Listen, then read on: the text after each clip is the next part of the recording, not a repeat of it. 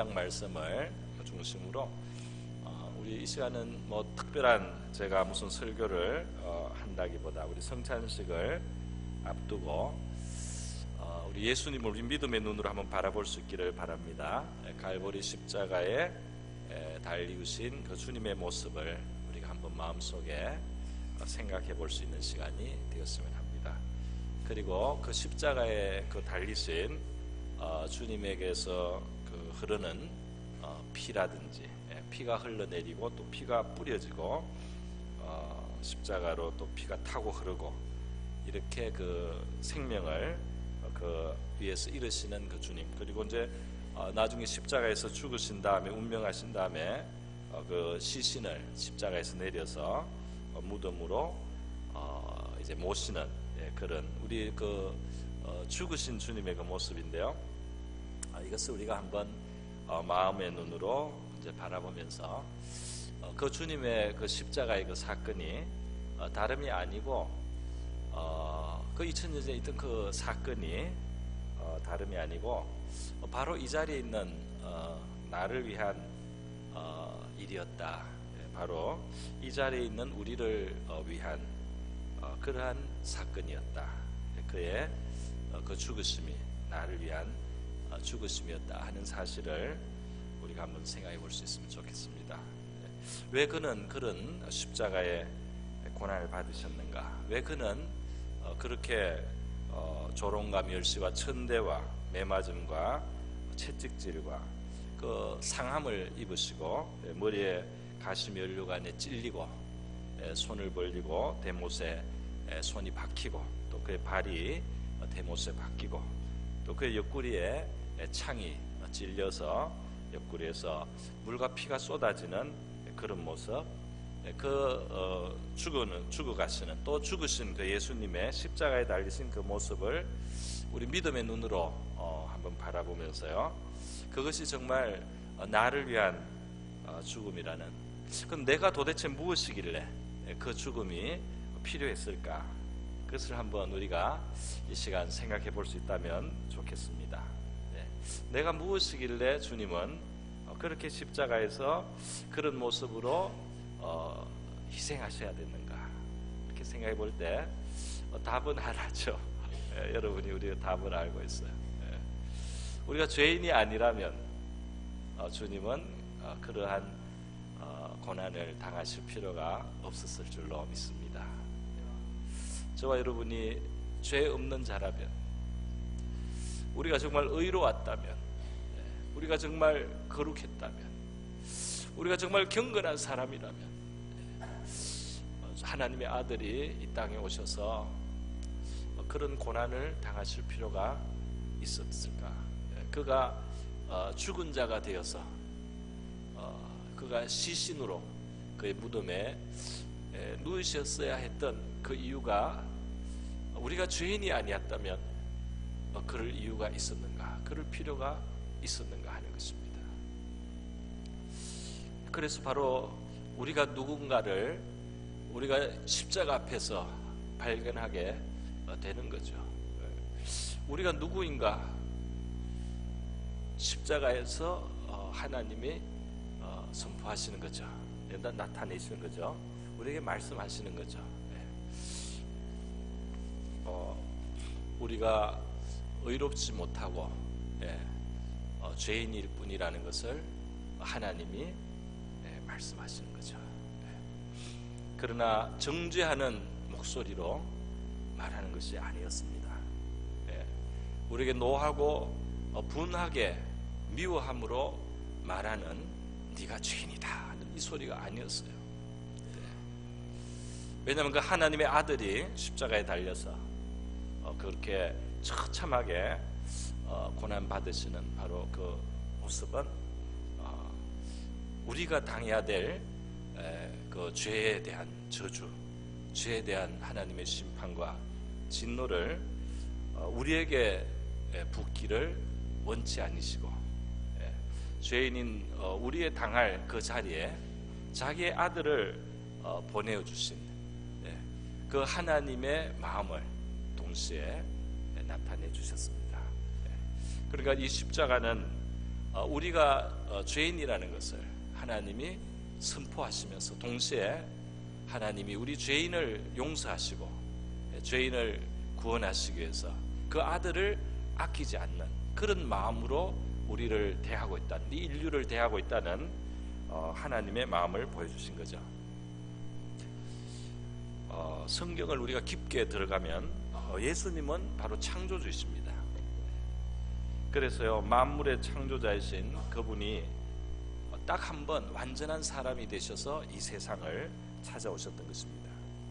이 세상을 정말 우리와 같은 이 물과 피를 가지신 그 몸으로 이 땅을 한 번 사셨는데요, 창조주 그분이 오셔서 한 번 이 땅을 사실 때, 사람의 모습으로 사실 때 제왕의 모습으로 어떤 최고의 어떤 권력과 힘과 권위와 무력과 어떤 재력과 어떤 영광의 자리에 있는 그런 존재로 살지 아니하셨습니다.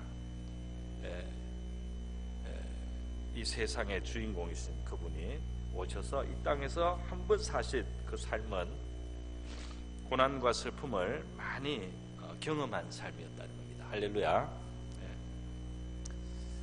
우리가 이 땅을 살면서 그 고난에 대해서, 고통에 대해서, 괴로움에 대해서 많이 말하고, 우리 한번 살아가는 이 세상에서 좀 아무 고통이 없으면 정말 더 행복하기만 하면, 더 만족하기만 하면 좋겠다, 우리가 이런 생각을 한 번씩 해보는데요. 그런데 이 만왕의 왕이시고 만유의 대주제이시고 완전하신 그분이 이 땅에 한 번 사람의 몸을 입고 오셔서 사신 그 생애가 슬픔과 강고를 많이 겪은 삶이었다는 사실을 여러분 기억하십니까? 멸시를 받는 삶이었다는 것을 기억하십니까? 사람들에게 흠모를 받는 삶이 아니었고요, 버림을 받는 삶이었다는 것을 여러분 아십니까? 질고를 아는 자로서 이 세상을 사셨고, 귀히 여김을 받지 못하셨고, 질고를 지며 슬픔을 당하며 징벌을 맞으며 고난을 당하는 자로 사셨다는 사실을 우리가 기억해야 되겠습니다. 그는 찔림을 당하고 상함을 입고 징계를 받는 것 같았고, 또 심지어 채찍에 맞았어요. 채찍을 맞았습니다. 그리고 버림을 당했습니다. 곤욕을 당했다 그랬어요. 도수장에 끌려가는 것 같았다 그렇게 되어 있습니다. 또 신문을 당했다 그랬어요. 그리고 결국은 산자의 땅에서 끊어지셨다. 그리고 죄인의 모습으로 그렇게 조롱당하면서 무덤에 들어가셨고, 악인의 하나처럼 여김을 받으셨다. 그의 경험은 상함이었고 질고였습니다. 그는 수고하였습니다. 바로 이러한 주님의 모습을 우리가 보면서 그 주님의 모습에 비추어서 우리 자신을 깨닫게 되는 거죠. 이사야 이 53장은 예수님이 오시기 700년쯤 전에 이사야 선지자를 통해서 하나님께서 장차 인류를 위해서, 우리 죄인들을 위해서 보내주실 그 하나님의 아들, 이 종의 형태로 오셔서 자기를 비워 종의 형체를 가지고 죽기까지 순종해서 우리를 위해서 희생의 제물로 자신을 드리시는 그 아들의 모습을 예언해 주신 거죠. 정말 이 예언 그대로 예수님의 삶은 이 땅에서 펼쳐졌습니다. 그렇지 않습니까? 예수님을 누가 대단하게 여겨줬습니까? 예수님이 하나님의 능력이 예수님을 통해서 나타나고 하나님의 지혜가 그를 통해서 나타날 때도 그 동네에 있었던 사람들은 예수님을 제대로 평가해 주지 않았어요. 마태복음 13장에 보면 이는 그 목수의 아들이 아니냐, 겨우 목수의 집안에 난 아들이다, 이렇게 하면서 그 어머니 마리아, 그 형제 야고보, 요셉, 시몬, 유다 이렇게 있는데 다 가난한 집안의 애들이고 말이에요. 어떻게 궁하게 자랐는데 겨우 목수의 아들이 아니냐. 또 마가복음 6장 3절에 보도 이 사람이 마리아의 아들 목수가 아니냐, 그러니까 예수님은 목수의 아들이기도 했고 또 목수셨기도 했습니다. 이 사람이 마리아의 아들 목수가 아니냐, 야고보, 요셉, 유다, 시몬의 형제가 아니냐, 다 우리가 별로 대단하게 생각하지 않는 몰락한 집안의 그런 사람들 아니, 그 누이들이 우리와 함께 여기 있지 않느냐 하고 예수를 배척한지라 그렇게 되어 있어요. 무시당했다 이 말입니다. 예수님이 무시를 당했다 말이죠. 그에게서 능력이 나타나고 지혜가 나타나도 무시를 당했습니다. 여기서 할렐루야를 해야 될지 모르겠네요. 여러분, 이게 보니까 예수님이 질고를 많이 당했다 말이죠. 질고를 많이 강고를 당했다. 예수님의 생에 보면 탄생 직후에는 탄생에서 한 12살 때까지 아버지 요셉, 아버지 역할을 했던 요셉이 보이는데요. 그 위에 십자가에 못 박힐 때 그때쯤 되면 아버지가 보이지 않거든요. 그리고 전해오는 전설에도 일찍 요셉이 돌아가셨다고 되어 있습니다. 그래서 그 집이 어려웠어요. 집이 어려웠어요. 그러니까 아버지가 계속 계신 것이 아니었어요. 그렇게 예수님은 사셨기 때문에 얼마나 어려웠을까 우리가 추측을 해볼 수 있습니다. 자, 우리가 지금 이렇게 기념하는 이 고난주간, 또 특별히 이 금요일날 예수님이 정말 채찍질 당하셨어요. 사람들은 차라리 밀란을 일으키고 사람을 죽인 바라바라고 하는 사람은 풀어주고, 그리고 예수는 십자가에 못 박으라고 외쳤기 때문에 빌라도가 예수를 채찍질하고 십자가에 못 박히게 넘겨줬다. 이렇게 마태복음 27장 기록이 있습니다. 이 로마의 채찍은 끈에다가, 가죽 끈에다가 뼈 조각이나 쇠 조각 같은 것들을 뾰족뾰족하게 달아서 쳤어요. 그래서 살점이 이렇게 잘 뜯기도록, 살점이 잘 찢기도록, 몸이 이렇게 찢어지도록 그렇게 만든 그런 채찍을 예수님이 맞으셨다 말이죠. 요한복음 19절에도 빌라도가 예수를 데려다가 채찍질 하더라. 그래서 예수님이 그냥 채찍질 당했다 하는 성경의 말씀은 그냥 단어 몇 글자이지만은 그 당하신 고난은 살을 찢는 고난이었죠. 그분은 또 찔렸습니다. 그죠? 3시가 되었을 때, 오늘날 시간으로 오전 9시경에 십자가에 못 박으니라. 대못에 이제 찔리고요. 또 나중에는 이 십자가에 달려 계신 시간이 거의 6시간이었는데요. 이 아침 9시부터 오후 3시까지 거의 그대로 달려 계셨어요. 그리고 이 정오 때부터는 하늘이 캄캄해졌습니다. 하늘에 해가 빛을 잃었다. 성경에는 그렇게 기록되어 있죠. 너무 어두워져서 그 당시 기록을 보면 예루살렘 사람들이 낮인데 등불에 불을 켜야지 길을 갈 수 있었다. 그렇게 기록이 돼요. 어떻게 그렇게 깜깜해졌을까요? 제가 그 생각을 문득 해보면서 우리 죄가 얼마나 깜깜했을까 그런 생각을 해봤습니다. 우리의 죄가 얼마나 깜깜한데 그 죄를 씻기 위해서 우리 빛이신 주님이 고난을 받으셨구나. 그래, 하늘의 해도 부끄러워서 빛을 잃다시피 그렇게 어두워진 것은 아니겠나 이런 생각을 해봅니다. 오늘 예수님 이사야가 말한 그 하나하나가 다 예수님께 해당이 됩니다. 그죠? 그 입을 열지 아니하셨단 말이죠. 입을 열지, 그 고난을 당하실 때 그분이 입을 열지 않고 그것을 괴로울 때도 그의 입을 열지 아니하였습니다. 괴로울 때도 입을 열지 아니하였다. 네가 유대인의 왕이냐 하니까 네 말이 옳도다. 빌라도에게 딱 한마디 하시고요. 그 다음부터는 어떤 정죄나 신문에도 대답을 안 하셨어요. 물론 가짜 고소들이고 가짜 정죄인데 자기를 변호하지 아니하시고 한마디도 대답지 아니하시니 총독이 심히 기이히 여기더라.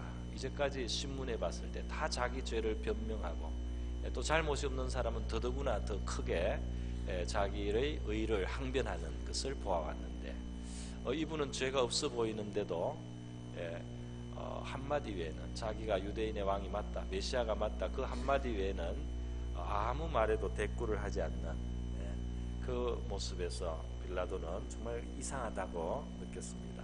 왜 예수님이 대답지 아니하시고 자기를 변호하지 않으신 줄 저와 여러분은 다 알고 있습니다. 그죠? 예, 그 고난의 잔을 마시는 것이 아버지의 뜻이기 때문에 변명하지 않았었어요.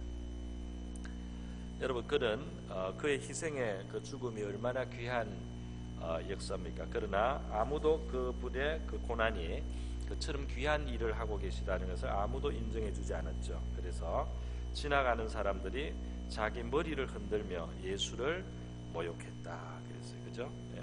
이 세대 중에 누가 생각하기를 그가 살아있는 자들의 땅에서 끊어짐은 마땅히 형벌받을 내 백성의 허물 때문이라 하였으리요. 그분이 우리의 허물 때문에 그렇게 고난당하시고 죽어가시고 있다는 이 사실을 아는 사람 하나도 없어. 그것을 칭송하는 사람 하나도 없이, 그것을 알아주고 위로하는 사람 하나도 없이, 그것 때문에 감사하다고 하는 사람 하나도 옆에 없이 그는 모욕을 당하면서 그 생명을 잃어갔던 것입니다.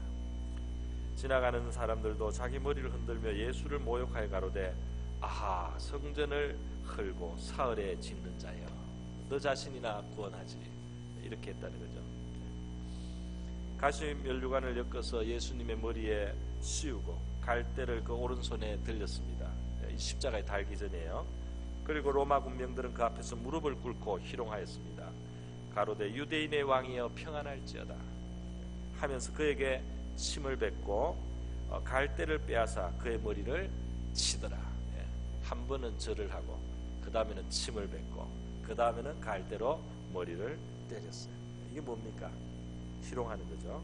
희롱을 다한 후 홍포를 벗기고 도로 그의 옷을 입혀 십자가에 못 박으려고 끌고 나가니라. 예수님이 받으신 이 조롱과 이 희롱 말이죠. 누구를 위한 것입니까?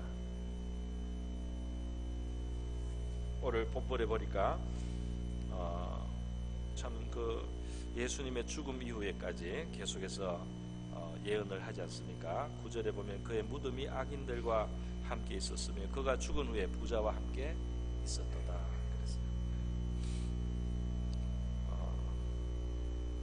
마태복음 27장에 보면 예수님이 죽었을 때, 돌아가셨을 때 운명하시자 아리마대 땅에 부자 요셉이라고 하는 사람이 왔어요. 그는 예수의 제자였지만 그전에는 많이 드러내지 못했던 사람입니다. 이 사람이 빌라도 총독에 와서 예수의 시체를 달라고 했어요. 그러자 빌라도가 내어주라고 분부하고 요셉이 시체를 가져다가 정한 세마포로 싸서 바위 속에 판 자기 새 무덤에 넣어두고 큰 돌을 굴려 무덤 문에 놓고 갔다, 그렇게 되어 있습니다.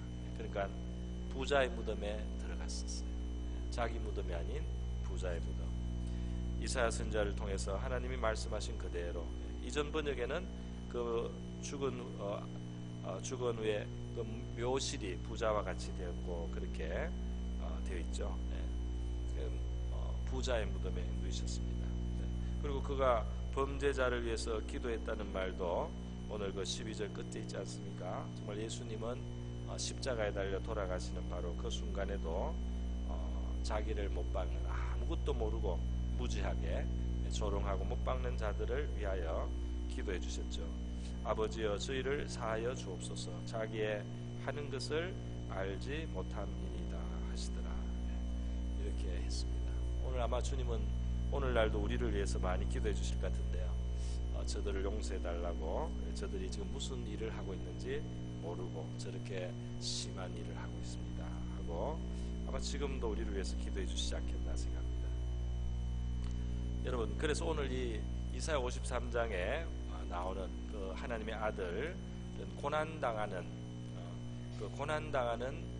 종으로 자기를 비워서 낮아져서 고난당하는 그 종의 모습으로 나타나는, 특별히 어린 양과 같이 이 도수장에 끌려가는 어린 양과 같다, 7절에 그렇게 되어 있습니다. 왜 도수장에 끌려가는 어린 양과 같습니까? 왜냐하면 하나님 앞에서 양과 같은 우리가, 6절에 보니까 우리가 다 양 같아서 그릇 행하여 각기 제 길로 갔기 때문에, 우리가 길을 잃고 우리가 하나님에서 멀어졌기 때문에 그분이 와셔서 어린 양이 되시고, 그 어린 양은 바로 세상 죄를 지고 가는 하나님의 어린 양으로 오셨어요. 제물이 되신 것입니다. 어떤 분이 말씀하더라고요. 이 양을 잡을 때 신기하게 양은 소리를 안 낸대요. 양을 그냥 잡으면 양이 그냥 따으면은 그냥 피를 쭉 흘리고 그냥 조용히 죽는다는 거예요. 그 어린 양의 죽는 모습이 예수님의 십자가에 달리신 그 모습하고 닮았다는 거예요. 모든 동물이 다 그런 것은 아닙니다, 물론 그죠? 그래서 돼지 멱다는 소리라는 말도 있지 않습니까? 그 돼지는 멱을 따면은 너무 이 소리를 지르고 악을 쓰기 때문에 우리가 멱다는 소리를 내지 않기를 축원합니다. 우리가 주님이 주시는 주님의 고난을 혹시 따라가야 되는 순간에 우리가 멱다는 돼지가 되지 말고 우리도 어린 양처럼 주님 발자취를 쫓을 수 있으면 좋겠습니다. 여러분, 이 예수님의 이 고난 누구를 위한 것입니까? 그게 이제 중요한 거죠. 가장 중요한 것은 누구를 위한 고난이냐는 것입니다. 저기 있는 저 죄인을 위한 것입니까? 저기 있는 저 구치소에 있는 우리 남부 구치소에 있는 죄인을 위한 것입니까? 이 자리에 있는 저를 위한 것이 아니겠습니까? 또 이 자리에 계신 여러분을 위한 것이 아니겠습니까? 이 땅을 사는 동안 우리 슬픔이 많은 세상이라고 했어요. 죄가 들어와 있는데 어떻게 슬픔이 없겠습니까? 하나님을 반역한 세계에서 어떻게 행복하게 노래만 부르며 살겠습니까? 죄가 와서 저주가 들어와 있는 이 세상에 어떻게 슬픔이 없겠어요? 그 슬픔이 있는 이 세계, 그 슬픔이 슬픔으로 끝나지 않도록 하시기 위해서 주님이 오셔서 피를 흘리신 줄로 믿습니다. 얼마나 우리는 참 불쌍한 존재입니까? 죄 가운데 살고 죄의 피해자이고 또 죄의 가해자입니다. 죄의 피해자예요, 우리가. 그런데 가만히 보면 죄의 가해자이기도 해요. 우리 때문에 다른 사람들이 다쳐요. 그렇지 않습니까? 그래서 슬픔이 많은 세계입니다. 이 슬픔이 많은 세계, 만약에 주님이 오셔서 이 고난을 당해주시지 않았다면 이 슬픔은 영원한 슬픔이 될 뻔했어요. 우리는 영원히 이를 갈고 슬퍼하는 것으로 끝나야 됐었습니다. 그런데 이 슬픔이 이 땅에서 좀 지금도 우리가 믿고도 괴로운 일도 슬픈 일이 있어서 눈물 흘릴 수 있겠지만은 이 슬픔이 다 씻고도 남는, 이 슬픔을 다 갚고도 넘치도록 남는, 이 슬픔을 벗는 그런 희락과 기쁨과 영원한 희락이 말이죠, 있게 되는 것. 이것이 바로 우리 주님의 십자가가 이루신 위대한 역사인 줄로 믿습니다. 그렇지 않아요? 이 슬픔이 잠시 있다가 끝나는 슬픔이 되게 하십니다. 할렐루야. 잠시 있다가 끝나는 슬픔이 되는 거예요. 잠시 있다가 이 슬픔은 끝이 나요. 그리고 영원한 희락. 물론 이 땅에서 슬픔도 있지만 우리 안에 또 마음의 기쁨을 주시죠. 위로를 주십니다. 놀라운 위로와 평강도 주시지만 어쨌든 이 땅에는, 죄가 있는 이 땅에 어떻게 슬픔이 없겠어요? 어떻게 고통이 없겠어요? 그죠? 사촌이 땅을 사면 배가 아픈데, 그죠? 뭐 좋은 일이 옆 사람한테 일어나도 내가 기분이 안 좋은데, 이런 죄인이 얼마나 행복할 자격이 있습니까? 다른 사람의 잘 되는 것이 나의 우울함이 되는데 이런 사람들이 어떻게 행복할 수 있겠어요? 이런 죄인들을 위해서 십자가에 달리신 우리 주님, 슬픔을 지고 가신 줄로 믿습니다. 그 슬픔은 사실 지금 남아있는 것 같지만 사실은 처리됐습니다. 할렐루야. 슬픔이 남아있죠. 조금 있는 것 같아요. 그러나 그 주님이 하신 일 결과로 이 슬픔은 잠시 있다가 영원히 우린 다시 슬픔을 갖지 않습니다. 할렐루야. 예. 그 눈물을 다 씻어 주실 것이다. 예. 그 눈에서 다 씻겨서 다시는 사망도 없고 애통하는 것이나 곡하는 것이나 아픈 것이 다시 있지 아니하리니. 다시는 없는 거예요. 이 땅의 이 고통과 슬픔, 이 아픔은 다시는 없습니다. 할렐루야. 십자가 때문입니다. 할렐루야. 주님이 피 흘렸기 때문입니다. 다시는 없어요. 얼마나 감사합니까? 남은 거 조금 맛보다가 가는 거 우리가 너무 괴로워하지 않기를 바랍니다. 조금 맛보다가 가는 거죠. 그래서 이런 슬픈 세상이었구나, 이런 고통의 세계구나, 이 죄의 쓴맛은 이렇게 크구나, 우리가 조금 맛보면서 동시에 그래서 하나님의 아들이 오셔서 피 흘리셨구나, 그래서 하나님의 아들이 그렇게 죽으셔야 됐구나, 그 깨닫고 우리 가는 줄로 믿습니다. 우리 십자가의 주님을 바라보면서 믿음의 눈으로 바라보면서 오늘 같이 하나님 앞에 감사드리고, 또 우리가 너무 막 슬퍼하고 우울할 건 없을 것 같아요. 우리에게 기쁨을 주시지 않습니까? 슬픔을 취하셨어요. 다만 나의 죄가 주님을 그 고난을 받게 했다는 그 사실에 대해서 우리가 너무나 죄송하고, 그것이 우리의 마음에 슬플 수는 있겠습니다. 오늘 이 시간 우리 주님께서 믿음의 눈으로 우리 예수님의 고난을 우리가 더 바라볼 수 있고 또 감사하는 자가 될 수 있도록 해주시기를 바랍니다. 우리 다 같이 이 시간 한번 기도하겠습니다. 이 시간 기도할 때 주님, 우리 때문에 당하신 십자가의 모든 고난과 이 땅에서의 주님의 그 고초, 우리를 위한 사랑임을 우리가 감사드리고, 또 우리가 더 깊이 주님의 이 사랑을 알아야 될 만큼 깨달을 수 있도록 도와주십시오. 그렇게 우리 다 같이 한번 기도하겠습니다.